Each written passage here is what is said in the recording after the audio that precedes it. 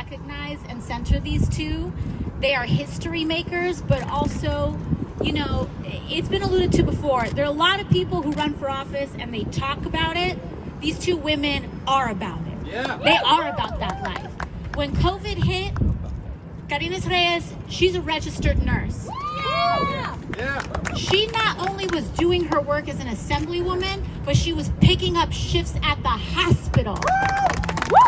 When our people were sick, when our frontline workers were most exposed to the virus. Assemblywoman Natalia Fernandez, she was out there distributing PPP, making sure that we had masks when there were shortages, making sure that we were advocating for the resources needed for our community, because this community is a working class one. We're the ones who are driving the taxis, who are manning the tills, who are making sure that our food supply and our chains are being delivered.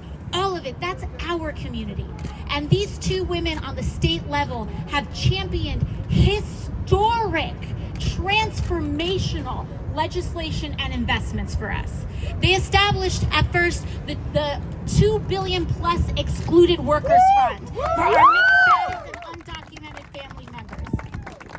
They made sure that we were able to push so that the funds authorized at the federal level for rental assistance and mortgage assistance were able to get out to the community, and now they're fighting for even more.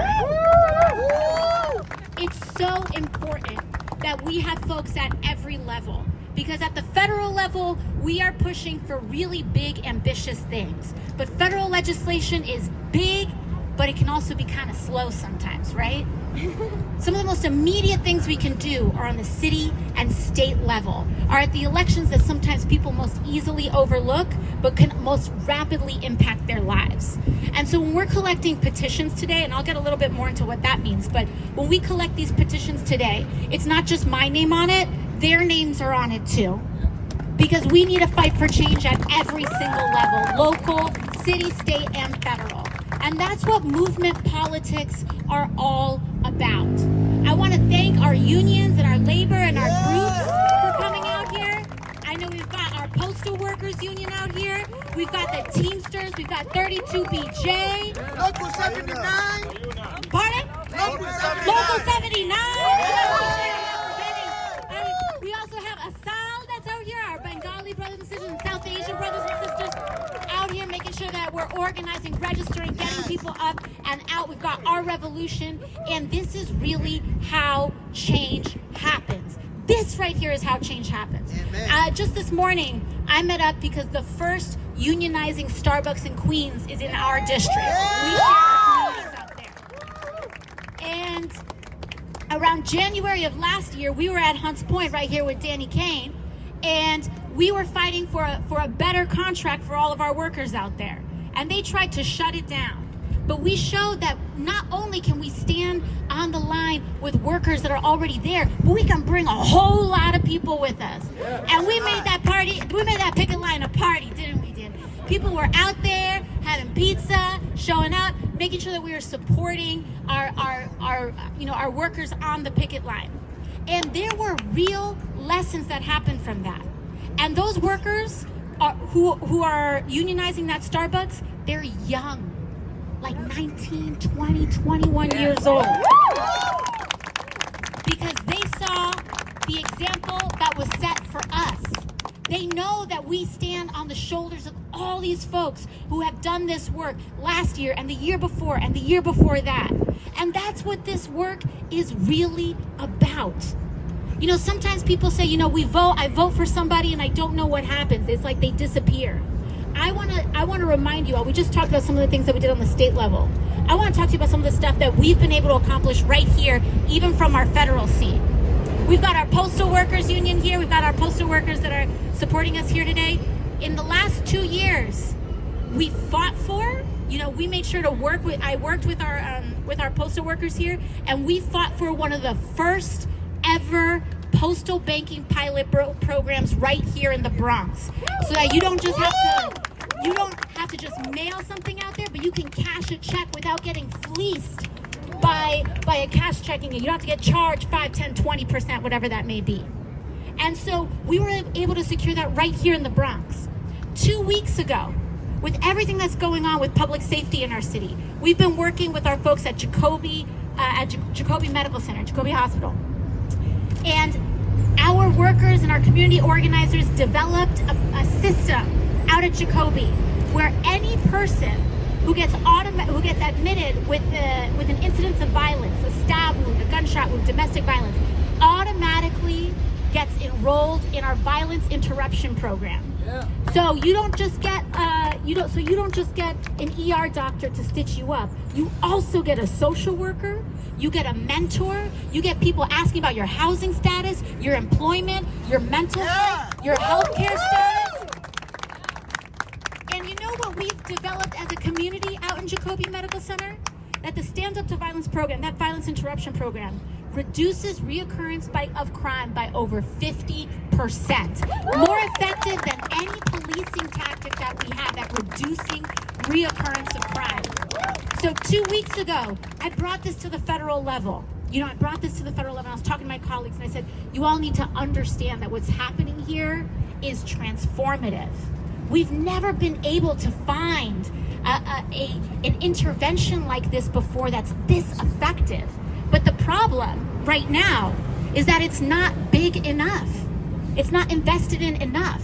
So about 2 weeks ago, we just announced that we secured almost $500,000 in funding to Jacobi Medical Center to make sure that we expand this program and get it to the people that we need. Speaking of healthcare, and let's talk about something with Jacobi and Elmhurst Hospital. These are public hospitals. Public hospitals.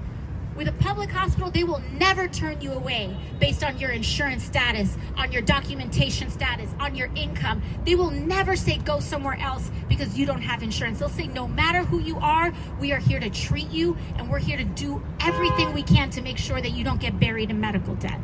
And so these institutions deserve to be supported and rewarded. And so at Elmhurst Hospital, 2 weeks ago, we just secured $3 million to rebuild the OBGYN unit and confront our maternal mortality crisis here in our community.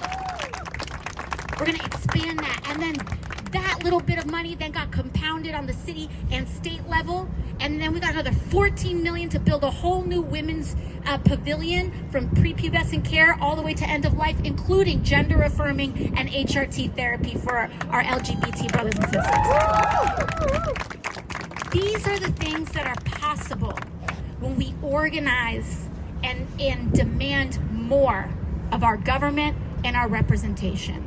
We don't have to settle for folks who just take checks from lobbyists and then you see them in 2 years. We don't have to settle for that. We can have representation that actually fights for us and fights for our families and fights for our seniors and fights for our workers and our kids. And we have a whole agenda ahead of us and we're not gonna stop. We're never gonna stop. That's what struggle is all about. And so it has always been and continues to be the honor and privilege of my lifetime to serve as your member of Congress, to serve as a member of Congress where, my parents started off when, they were in their 20s and started off with a mattress on the floor right here in Parkchester.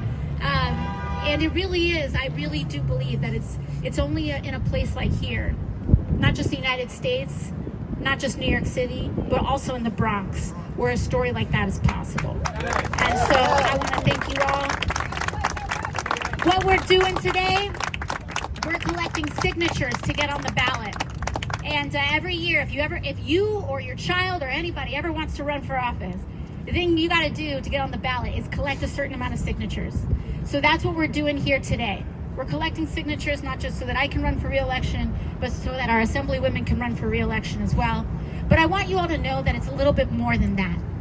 Because what this is really about is about knocking on our neighbor's door, or talking to our friends outside of the bodega, or outside of the bank, or outside of the Boston Market, or outside the subway station. And the reason why that's important is that strong communities talk to each other. We say, hey man, what's up? Let me just tell you something that we really need.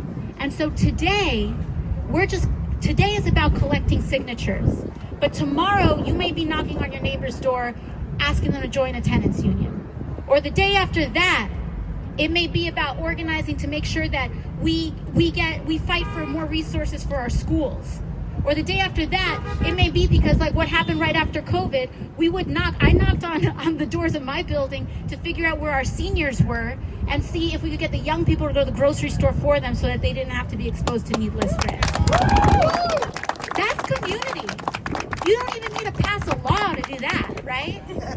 But these types of practices and becoming a place where we're used to engaging in that is how we build a better, stronger community that can get what we need.